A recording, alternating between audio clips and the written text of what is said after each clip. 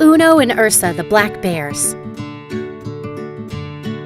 Both wild-born, but removed from the wild at some point for unknown reasons, Uno and Ursa both lived for a time at Santaland in Cherokee, North Carolina, before making their way to the Nature Center. Uno, our male, is a very playful bear. He loves splashing in the pool, running through the habitat, and climbing on his new play structure. Ursa can be less playful, but no less active and curious. Sometimes when Ursa eats a special treat that's sticky, like honey or peanut butter, she will stick her tongue out as far as it'll reach and let her tongue hang out like that for a few seconds.